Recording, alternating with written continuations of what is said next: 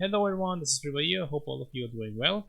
Today I'm going to show you the 2020 roadmap the developer of Tree of Savior recently released, and we're going through every point. So let's dive right into it.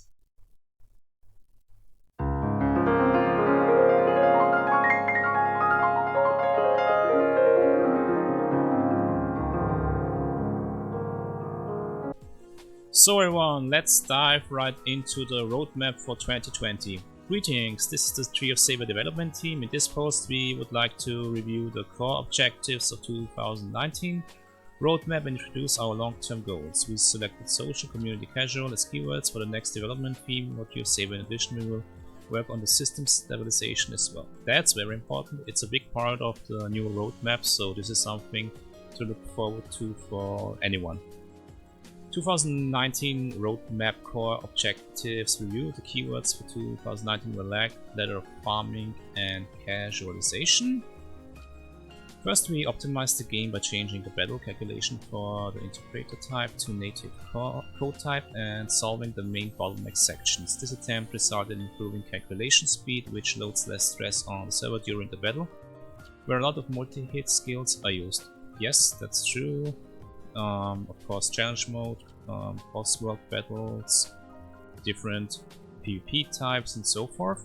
Currently, we are on the development for improving the battle calculation furthermore, along with improving the rendering speed of the client and the Reformation for accurate movement synchronization. The Reformation for the movement synchronization will change the TCP connection to the UDP connection, and is about 90% complete. We will conduct several tests before we apply this information on the live server, or to the live server. Okay. The good thing about this is that they are telling us that this is 90% completed. Normally, they don't give us numbers on how completed they are with a certain task about the game. So this is very good news. So I expect this to come to the Korean server very soon, and maybe the international server will receive it in the summer at best.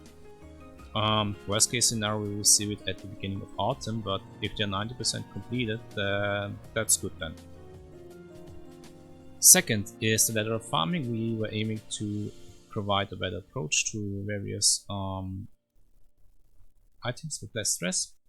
Turned out that our approach was not successful. We believe that this result is due to the imbalance between the difficulty and the rewards and the expensive price to customize the items. We are planning to improve the situation during 2020.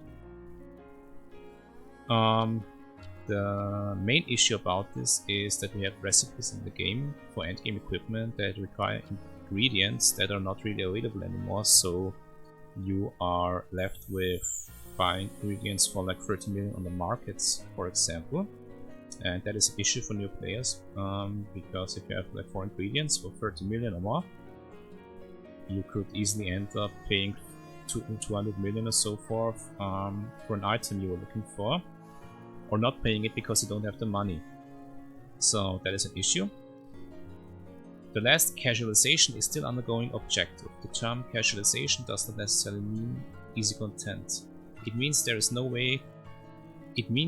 no fixed way to achieve a specific goal. We want you to achieve your goal whether you are in a party or guild or doing it alone, even if it takes longer than doing it as a group. We believe the current casual contents are successful as many saviors are enjoying them, but the rewards from the Baruta are not as successful as the other casual contents. Therefore, we are planning to improve on the rewards from the Baruta in the future. Well, yeah, this is of course an ongoing thing they have to do. Baruta is not really casual content in the sense that you can do it solo, it's party content, so maybe we'll receive a casual Baruta in the future or something like this, who knows. But it's good that they are constantly doing this. The Tree of Savior community is welcoming in this regard, so they're serving their player base. Keyword social community. We have been developing mainly on the systems and contents related to battle. We developed the guild housing on top of the battle, but it wasn't satisfactory. We believe this dissatisfaction was due to lack of communication between the participants, which led to less party playing and satisfaction. We are planning to improve the Tree of Savior experience by providing housing and other contents for the communication element. Okay, I'm not really a fan of guild housing, but I know a lot of people are in the mmorpg community, so that's good for them, and but it's not that interesting for me. Second archetype, we are planning to develop brand new contents. We want to avoid too much action and enhance our asynchronous multiplayer experience. We haven't come up with specific content, but we are thinking about defense mode, co-op survival, asynchronous competition, and team contents. We hope this new content will balance with the battle contents and relieve the fatigue in addition to motivation and sense of accomplishment. We will write another post when this project becomes solid.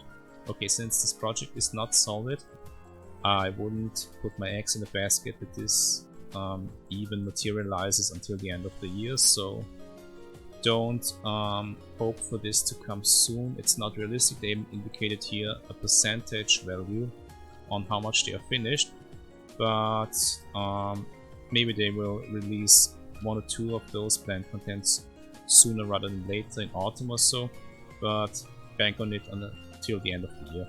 Casual. The idea of casual in us is to provide an opportunity with less limitation. We wish you can accomplish a goal even if it takes longer than accomplishing it in a party or guild. If you want to achieve your goal faster, you can do it as a party or guild. Our new casual version rates from previous updates diminish the burden to be in a party. We updated the mercenary badge shop and weekly boss rate in order to lessen the limitation to acquire the rewards from the router. We will update or add casual versions of contents which do not meet our idea of casual contents one by one. Okay, that's very good. I'm personally a fan of casual raid dungeons because I'm doing them quite often, and I also see a lot of people doing them. It's a very welcome change because you're not depending on other players to join you in a party, or you're asking your guild, or even having to creating a guild. So that's very important because you can have the option to do it in a party, or you can do it solo if nobody is available. System stabilization, network structure reformation. GeoSaver is using TCP for the movement speed. TCP uses larger load than UDP, which makes it less suitable for accurate data transfer such as character movement. Therefore, we are reforming the network structure for the movement speed for the movement system with UDP. We are almost finished with this task, only some minor errors to fix before applying it to the live game. We expect this reformatting will fix a lot of asynchronous position and movement problems. That's very good. They're almost finished with that, so it can probably expect it on the Korean server in a few weeks, and for us on the international servers it will probably arrive around summertime, hopefully. 64-bit migration, this is very interesting. GeoSaver has been servicing for 4 years. Happy anniversary! The game is accumulating resources consistently. This increases the required system resource, and the memory requirement for the game is almost at the maximum limit for the 30-bit environment. We believe optimization within the 32-bit system is also hitting the wall. That's true.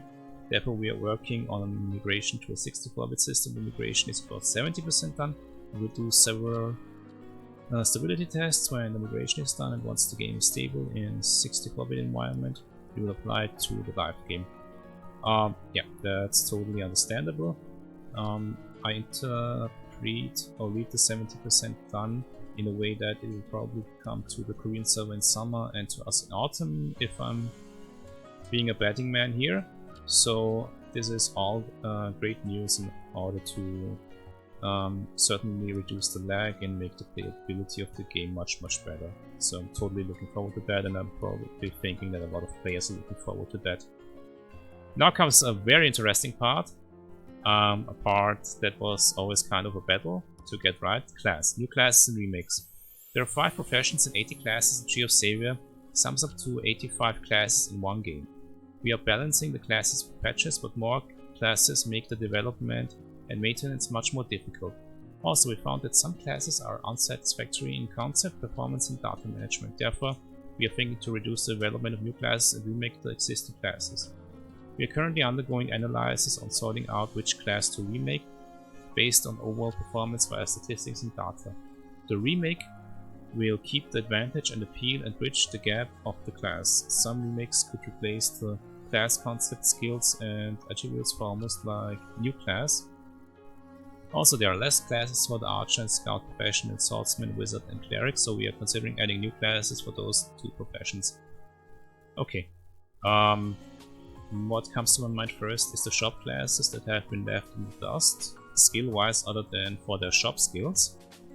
So it's interesting to see what they are going to do with those. Alchemist, Homunculus, and there are classes that are still stuck on the first patch of Rebuild when it comes to the skill factor and damage, like Matador or Highlander, Miko, Hackapel and many others, and where other classes like Exorcists, Defenses and Blossom Bladers get constantly buffed for some reason together with other classes, so they have like skill factors of 10,000% while others still play around with like 300% skill factors, which is kinda not acceptable from a balance standpoint. The new classes are welcome for the scout tree from my side. For the archer tree, well, it doesn't really fix the core issue of the archer and also the swordsman tree, where those trees feel like and also play like they have like 4 or 5 separate branches within the trees due to the weapon restrictions and everything, so you're kinda bottlenecked in these two classes, so I hope this will be addressed as well in the remake of the classes they mentioned. New arts. The purpose of the art system is not only to improve the skill performance like enhanced upgrades, but also to provide unconventional experience by applying another special effect, changing the property or visual, and altering the playstyle of the original class. We are planning to release one new art class, one new art per class, 85 at the moment, throughout the entire year. Okay. That's all fine and dandy, but the issue is that most of the existing arts are already not good enough. There are certain arts that are very good, but most of them are not good, and IMC promised that they are going to rebalance them regularly, which they didn't do. They received like one patch and after the arts was released with like changes for 5 arts, and that was it.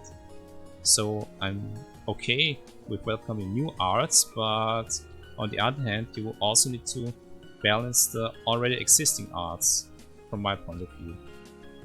3. Balance. Class balance is now our regular project as new classes and arts are released. Our current main balance objective is to improve the weak point of classes, but we are also considering the improvement of usability. Usability is not simply meaning easy use, it includes all the rewards and fun and experience from various synergies between classes. If the class is considered difficult, such as hard to achieve synergy, or it takes a long time to take effect, the reward will be more abundant. Again, the issue with the balance concept that IMC is doing is that they buff weak classes or classes that are not played as much because yeah, they are not as strong as other classes, but at the same time they buff the already strong classes as well, so the gap never closes. That was always the main issue, and I hope it gets addressed at some point, or even right now, which would be more important. Because some classes that are already strong enough, like Blossom Blade, Fencer and Exorcists, they don't need buffs anymore. They are strong as they are, and people are still going to play them, even if other classes are getting buffed and they are left aside for some time, so they shouldn't worry much about this. Item supply. We want to design various means to obtain items so that you can acquire your wanted item from any content you play. Our ultimate goal is to give you as much choice possible on how to obtain your desired item. You can choose to play various unwanted contents, but it could save the required time and effort to acquire your desired item. Or you can choose to play only your favorite contents. It will require you a little more time and effort than playing all contents, but you will eventually get what you want. Yes, this is what I mentioned before. It's always good to see that hard to obtain items are getting a bit easier to obtain, especially when you are stuck with restrictions like in the hunting ground, boss dungeon battles that you can only do 5 times per week, and where there's still no way to reset them, which is unfortunate, but which I hope will change soon, because pretty much any other content in the game can be somehow reset in a way. Item option variation. We will release special effects for the legendary items in episode 12. The legend items from episode 12 will be 2 types, and each type will have its own special option. You should be able to choose the legend item with proper option for your desired content. The set stats will be either versatile or specialized. The versatile set stats will be less efficient than the specialized ones, but can be used in all kinds of contents. The specialized set stats will be efficient to certain contents, but will show less efficiency in the other kinds of contents. Well, that makes me worried a bit, because that goes hand in hand with the class balance. The strong classes will always get more out of this than the weaker classes, so we already have proof for that because of the new arcs that were recently released on the Korean server that have insane special effects in regards to burst damage. So, if they don't really change their stance on the balancing, then, I mean, everyone will benefit, but of course the classes that are already strong will benefit more than the classes that are not that strong. The next point is enhanced social and information sharing. We believe current battle-focused systems and relatively weak community elements could limit the mmorpg tree of save experience, and we are looking for the improvement. We started with invigorating the guild community, but it seems limited invigoration to the big guild as the current system is concentrated on the battle and farming. Therefore, we are looking for ways to create a healthy community, even if you're not part of a big guild but in a small group or targeting non-battle content. You can read through this. You can see the private lounge as number 1. Number 2 is guild objective, diversification. Number 3 is game information, accessibility enhancement. That's very good. To new players, I say don't trust the skill tooltips. Always try out your skills and make your own results or conclusion about the skills, because they're very misleading. Then we have the scenario contents improvement. This is also a point I found very interesting. We are preparing contents related to the post-episode 12 scenario and planning to release a portion of it as soon as possible. This will bring people around the Tree of Savior world and unveil some previously unsolved lores. First, improve probability of the new raid scenario. We are preparing a new raid similar to the Lepidoptera junction from episode 11. The related class master will request your help and involve more deeply with the content. We believe this will impress you and improve your experience with the story of the raid. Yes, that would be great. An example would be the former fantasy library, which has some lore attached to it with the main story, unlike the other dungeons. So this is very welcome, if it doesn't make the raid dungeon too long in the end. Second, Orsha renewal. This is very important or interesting for both. We will bring the beholder for the next scenario. The new scenario will be held in the reformed Orsha and some quest regions. Upon the renewal of Orsha, we are preparing Reformation of the world map according to the episodes.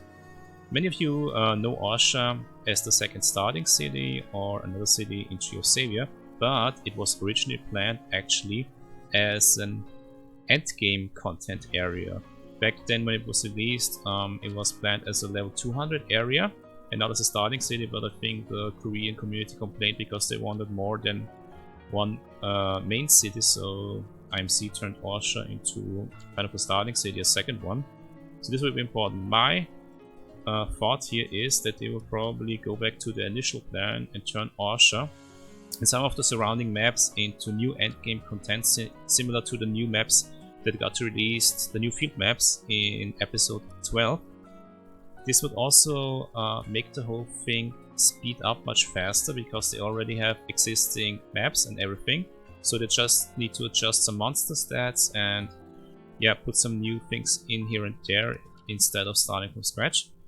Number 3 is developing scenario based on NPCs. We will use NPCs more actively when developing new contents or quests, especially the goddesses you can encounter only in the quests, or the wandering Telhasha will join the scenario and events.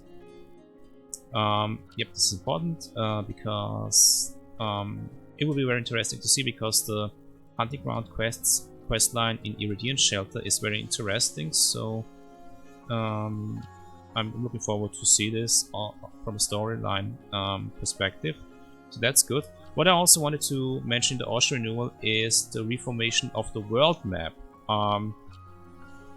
The interesting thing about this is that there are many maps in the game that are not frequently visited by the player and that kind of don't really have any quests or good spawn rates, so I could totally see IMC like deleting 20 or 30 field maps or so of maps that are not really necessary, or repurpose them as new endgame maps or so forth, so this is something to look out for. So thank you for reading the 2020 Tree of Savior development roadmap. Please note that all content concepts, values, and plans for this post may change in the future. Yep.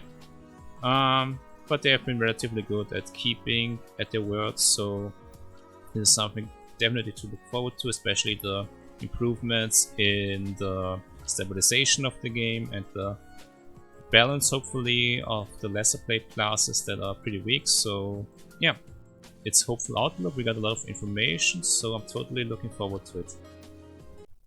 So everyone, that was the video. I hope all of you enjoyed it. Please leave a like, leave a comment in the comment section, and let me know what you think about the changes that are coming in 2020 to Tree of Savior.